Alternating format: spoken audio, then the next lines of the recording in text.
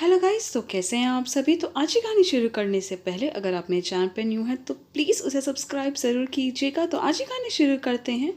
कहीं ये मेरी बहू को नज़र तो नहीं लगा देगी। गाइस, आज की ये कहानी काल्पनिक है।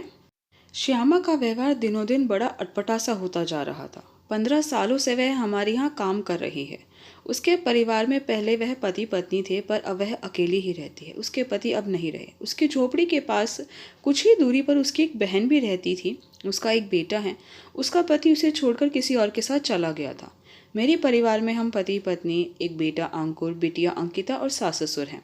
जब श्यामा हमारे यहाँ काम करने लगी थी, वह पहले तो कई घरों में काम करती थी, पर अब 3-4 साल से पूरा दिन परमानेंट हमारे यहाँ ही रहती है। रात को अपने घर चली जाती है। ससुर जी और सासू माँ भी अब दुनिया से जा चुके थे। बिटिया की शादी को 4 साल हो गए हैं। वह विदेश में सेटल हो गई है। उसकी एक प्यारी सी बिटिया है, परी। बेटे की शादी को भी 2 साल हो गए थे। जब से बहू ने खुशखबरी सुनाई कि आप दादी बनने वाले हो, तब से तो मेरे पैर जमीन पर पड़ ही नहीं रहे थे। बहू को तीसरा महीना चल रहा था। मैं श्यामा के साथ मिलकर कभी पानी पूरी, तो कभी आलू चाट, कभी कुछ तो कभी कुछ बनाती, तो थोड़ा सा खाने के लिए श्यामा को भी दे देती। पर वह ना तो मना करती, ना खाती। कहती, दीदी आप फ्रिज में रख दो, मैं अपने घर ले जाऊंगी। मैं कुछ कहती नहीं थी, पर मन में बात आ ही जाती थी कि अगर खाना नहीं है तो मना कर दे। पर ना ही मना करना है, चाहे खाना हो या ना खाना हो। मन में कहीं ना कहीं ना चाहते हुए ये बात आ ही जाती थी कि है चाहे कुछ भी करे, पर कम से कम बहू के खाए पर नज़र ना लगाए, तो उसे भी थोड़ा खाने के लिए दे देती थी।